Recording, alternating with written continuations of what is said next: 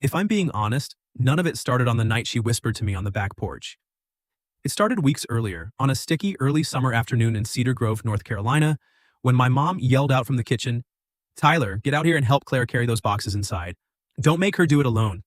I was flat on my back under the old pickup in the driveway, one hand on a wrench, the other black with grease, sweat running down my temples because the blacktop was shimmering in the heat. I slid out just far enough to see the deep red SUV parked at the curb, trunk wide open, cardboard boxes stacked high.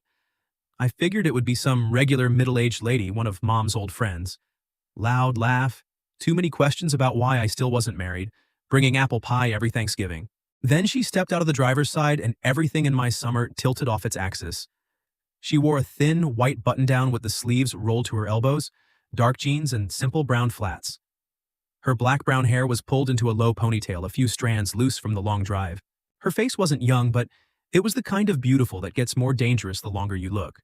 Sharp jaw, straight nose, hazel eyes tilted just enough at the corners, like they were always holding back half a story.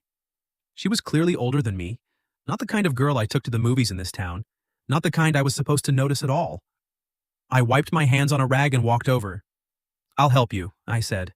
She looked me up and down, eyes pausing on my grease-stained fingers before meeting my face. It wasn't a look that made me feel dirty, just quick, steady, sizing me up. "Thanks," she answered, voice low and a little husky, with a dry edge that almost sounded amused. "But if you get any more oil on my boxes, I'm charging you." I laughed before I could stop myself. "Then I'll only carry the light ones." Mom came running out the kitchen door and pulled her into a hug like she'd just found a missing piece of her own youth. "God, Claire, you finally made it." Claire hugged her back. Not too long, not too tight, just enough for me to see this wasn't some casual visit. These two had known each other a long time, and deep. "I told you," Claire said. "If not this time, then never." Mom turned to me. "This is Tyler, my son. And this is Claire Bennett. We lived together for a while back in Atlanta before I married your dad." Claire looked at me again, softer this time. "You're the little boy who used to hide under the dining table stealing cookies, right?" I frowned. "Mom told you that story?" "No," she said, the corner of her mouth lifting just a fraction. "I caught you myself." So I wasn't just meeting my mom's old friend. I was meeting someone who had lived in the blurry edges of my childhood memories and had now stepped straight into my driveway. My name is Tyler Brooks, 25. White. I work the early shift cleaning industrial buildings for the city, then pick up odd repair jobs in the afternoons, unclogging drains, swapping outlets, installing screen doors, patching gutters, painting fences. Dad died 3 years ago from a stroke.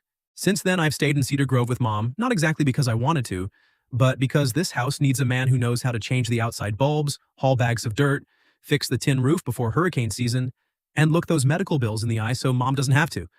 I could have left. Gone to Charlotte, Raleigh, even down to Florida to work with my uncle. But I didn't. Part of it was Mom. Part of it was I didn't know who I'd be if I wasn't the guy who used his hands to make a living. My life from 23 to 25 hadn't been anything special. Just work. The smell of industrial cleaner, a few beers with the same old buddies, and some forgettable dates with girls around here who always looked at me like I was nice but going nowhere.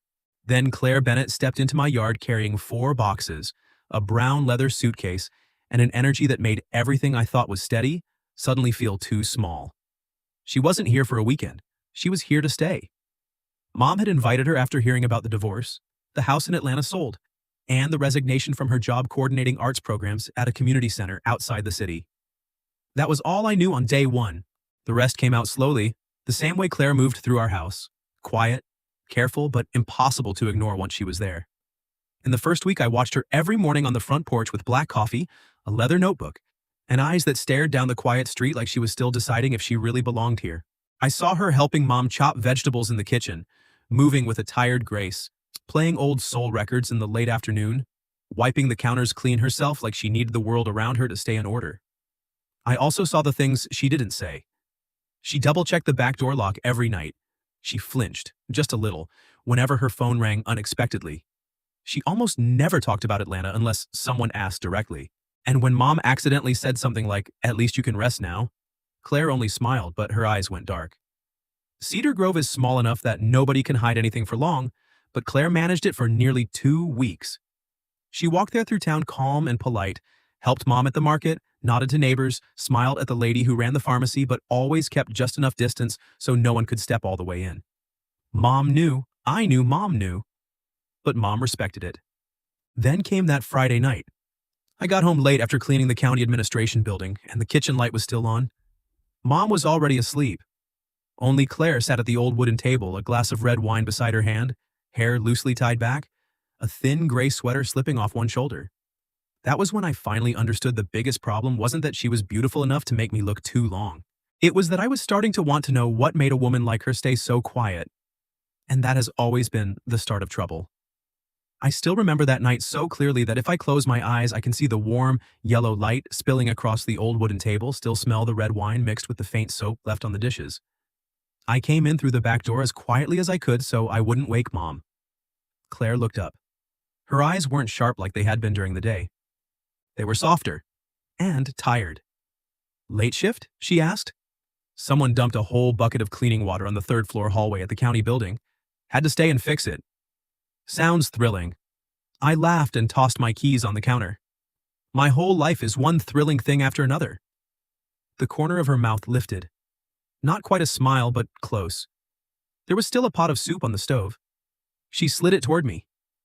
"Your mom said to leave some for you, but I figured if you waited for her to warm it up in the morning, you'd just eat it for breakfast." "You made this?" "Yeah, I'm not very good."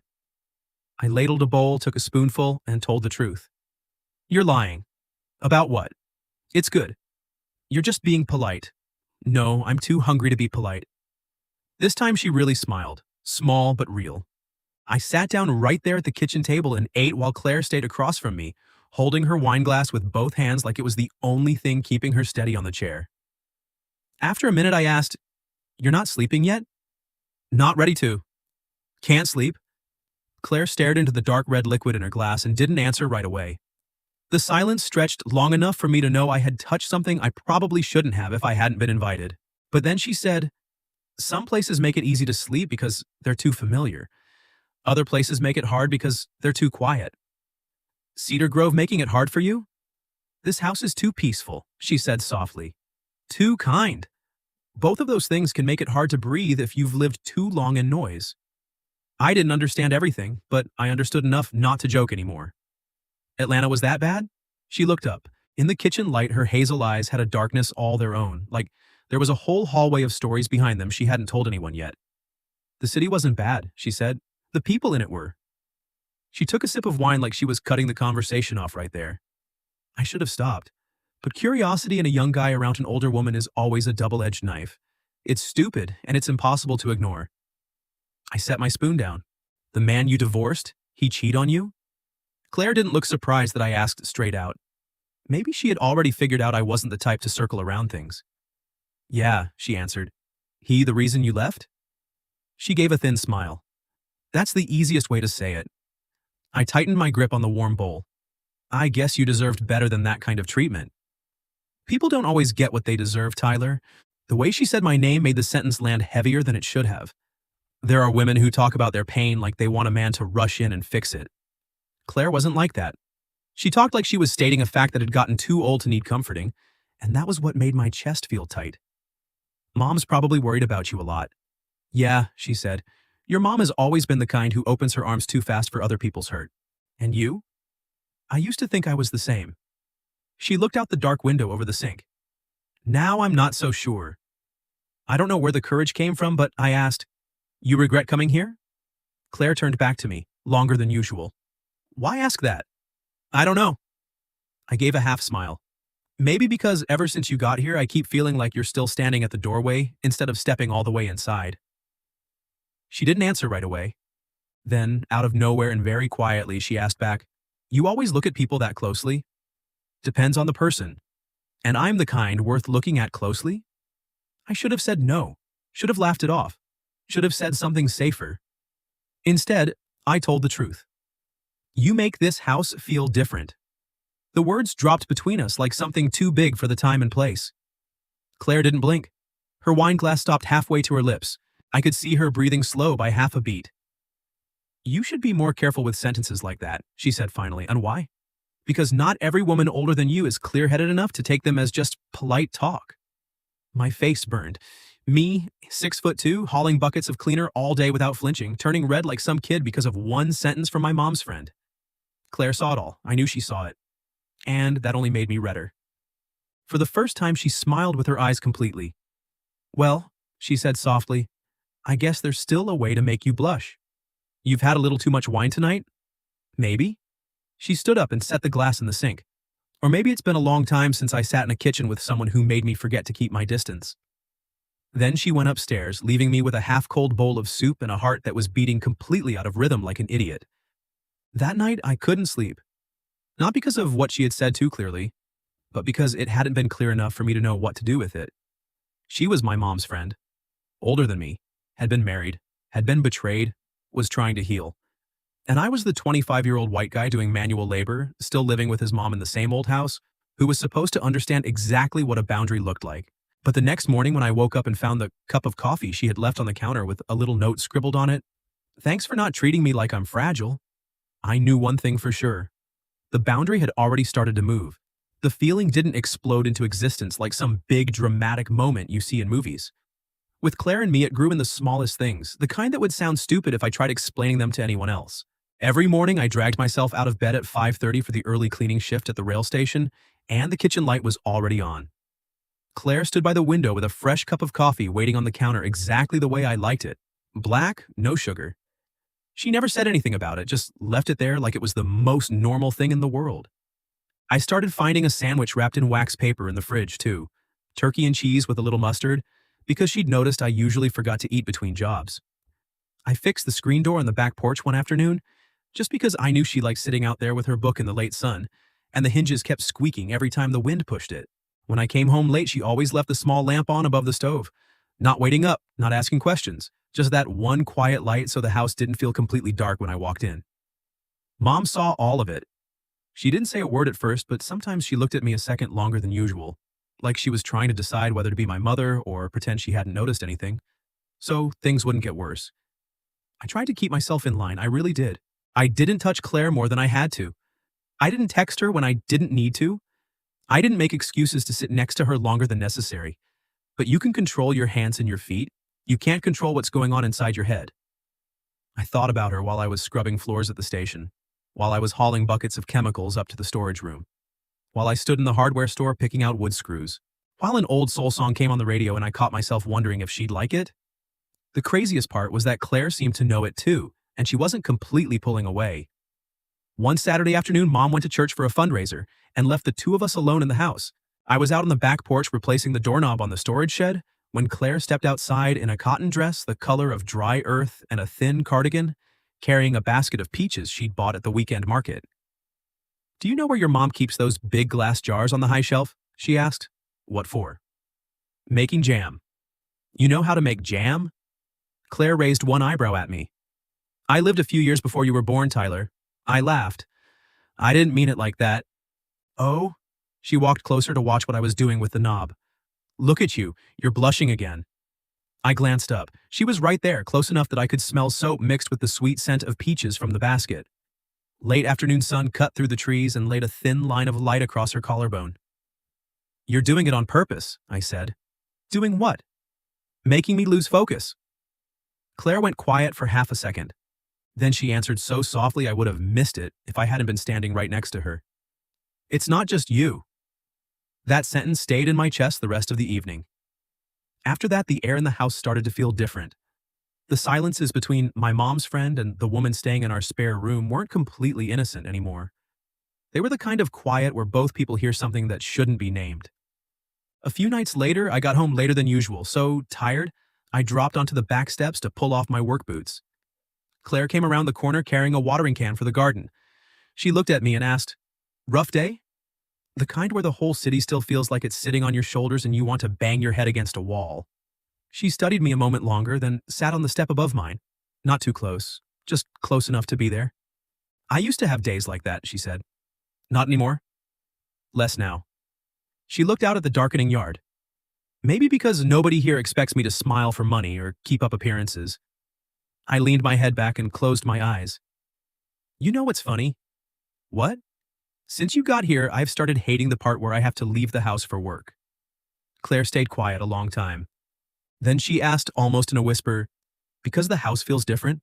Or because I'm inside it? I opened my eyes and turned to look at her.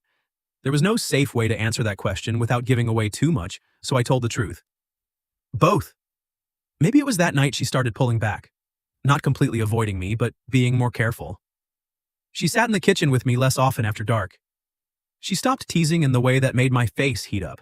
She made sure we weren't alone in the small spaces for too long. I noticed every bit of it, and I hated it. Not because I wanted things to move faster, but because I understood she was trying to drag herself back before whatever this was got too big to stop. A week later, I found out why. I was walking out to return a book she'd left on the porch when I heard her on the phone in the back garden.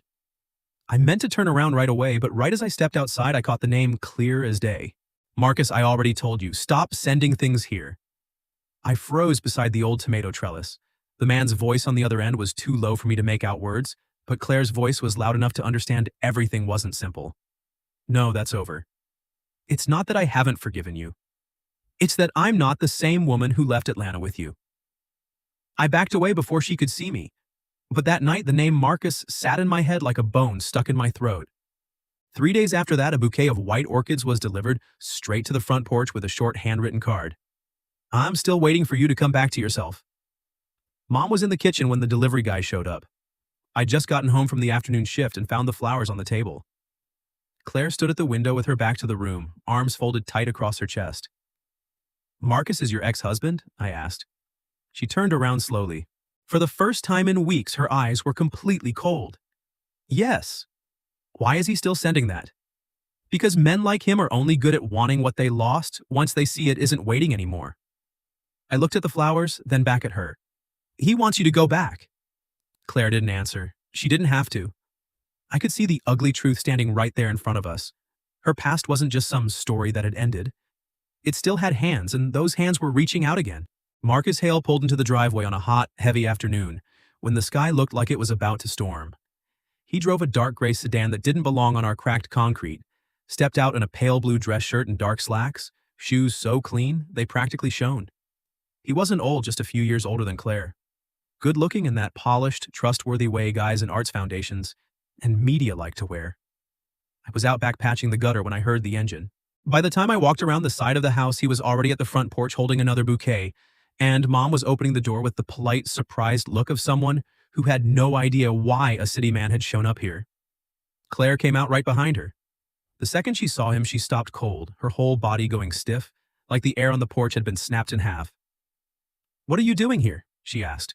Marcus smiled the way a man does when he thinks the right smile will get him forgiven. I drove down to talk. You weren't answering my calls. So you just show up at my friend's house? You disappeared, Claire. No, I left you. There's a difference.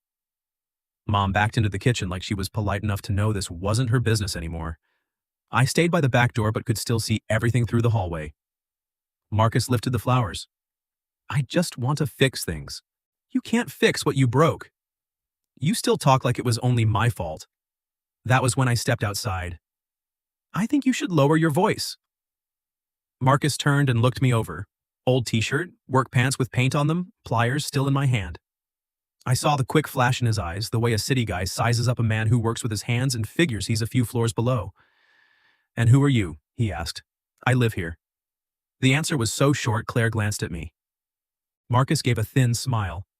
Oh, I see. I said it again, I told him. Lower your voice. He looked back at Claire. Is this why you're staying? Claire set her jaw. Marcus, that's enough. No, I really want to understand. He turned to me again.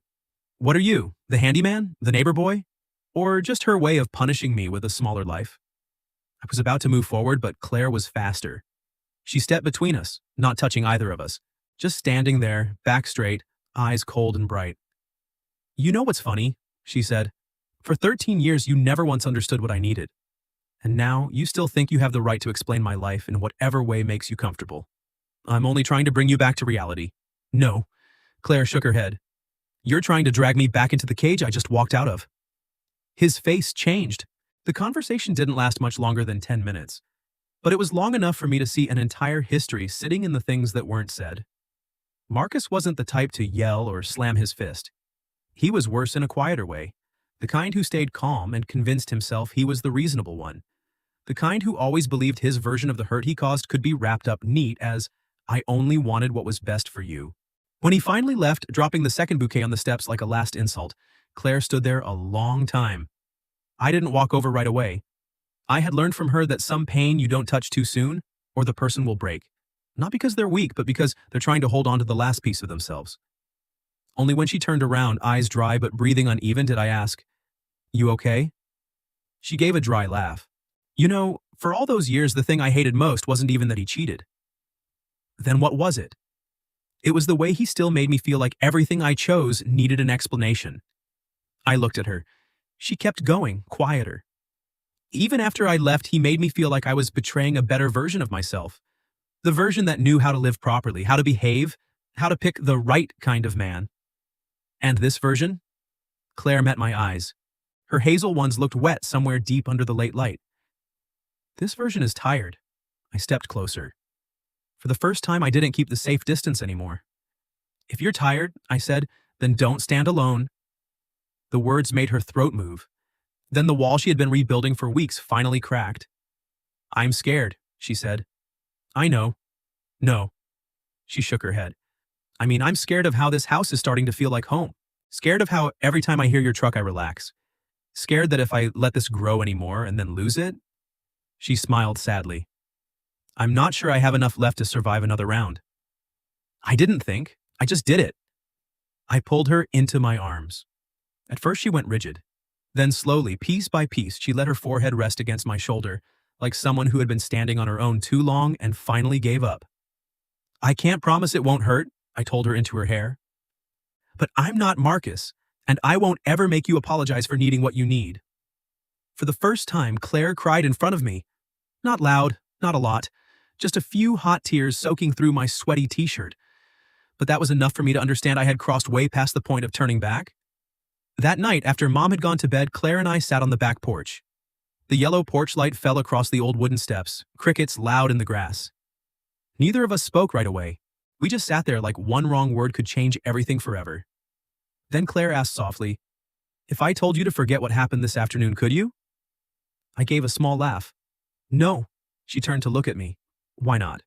"Because I've been thinking about you more than a man should think about his mom's friend for a long time now." The half-shadow hit her first reaction, but I still saw her breath catch. "You shouldn't say that." "I know. So why did you?" "Because I hate the idea of you thinking you're the only one with something to lose." A long quiet. Then she asked very quietly the question that would stay in my head for the rest of my life. "If I weren't so much older than you, would you have waited this long to say it?" After that question, the air on the back porch changed completely.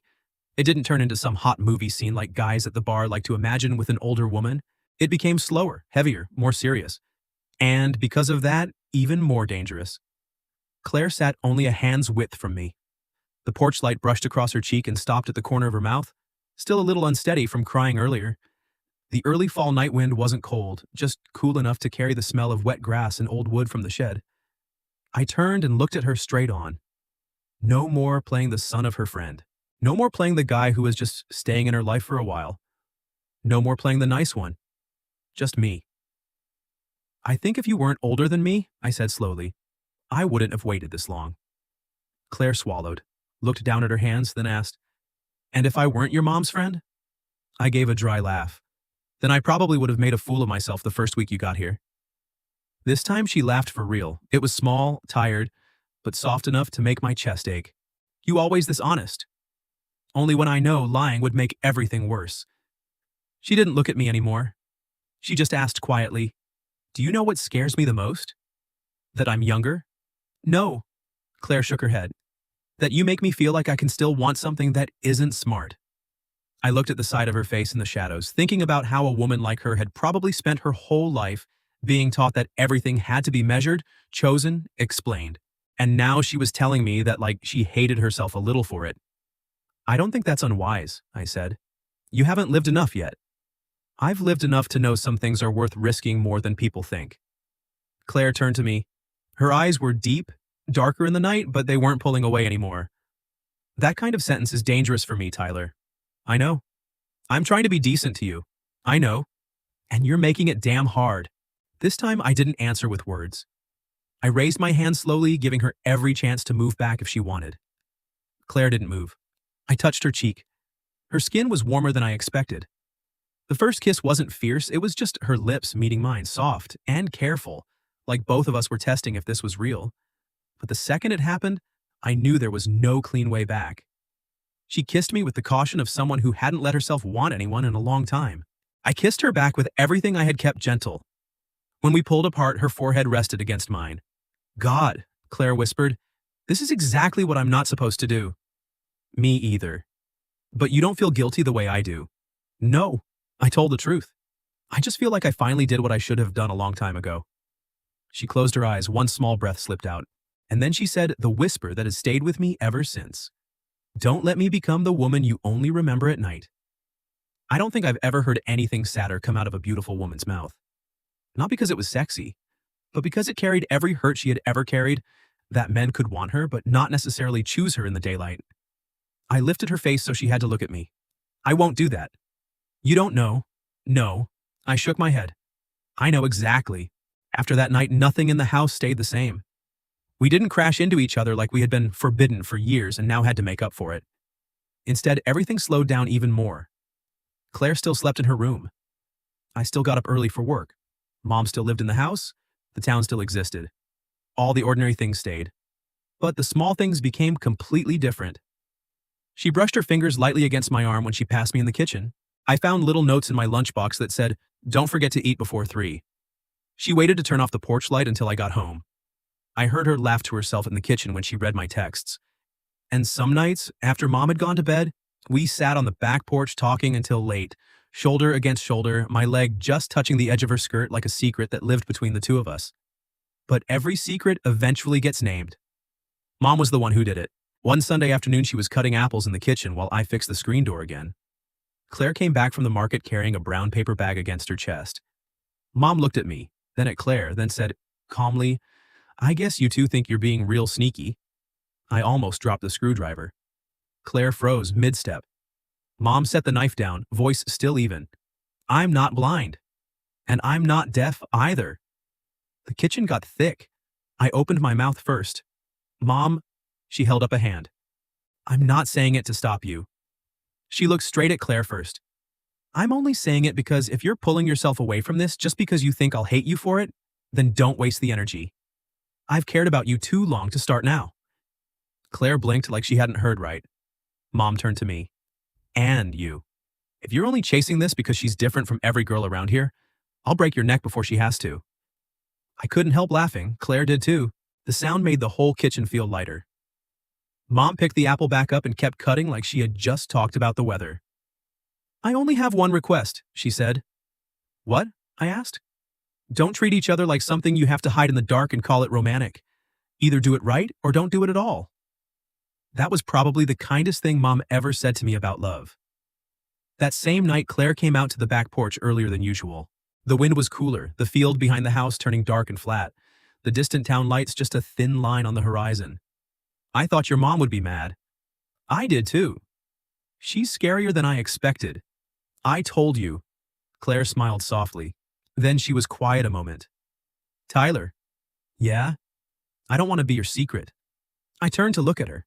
The porch light caught her hair and turned it a warm brown. You're not. Even when the town starts talking? I clean buildings for a living. I hear people talk about everything every day. That has never decided my life. And the fact that I'm older than you? Tomorrow you'll still be older than me. She tapped my shoulder lightly. Smart ass. I took her hand and laced my fingers through hers slowly. I can't promise everything will be easy, I said. But I promise I won't only remember you at night. Her eyes got wet right then. This time I didn't wait for her to pull back or step away. I kissed her. Under the porch light. In the house where my mom was washing dishes in the kitchen. In the place that wasn't a secret anymore. A few months later, I moved out of my old room and into the small house next to the tool shed that Dad had always meant to fix up as a workshop. I did it myself. Laid new floors, painted the doors, replaced the old sink, built shelves, put in a little table by the window. Claire sewed curtains, brought plants, and carried in an old ceramic lamp from Atlanta that she said she had moved twice without ever finding the right spot for. Until now. I still work the early shift. I still come home smelling like cleaner and dust. Claire took on part-time consulting for the town's arts programs, teaches a couple classes at the community center, tends the garden out back, and learns how to live a life that doesn't need proving to anyone except herself.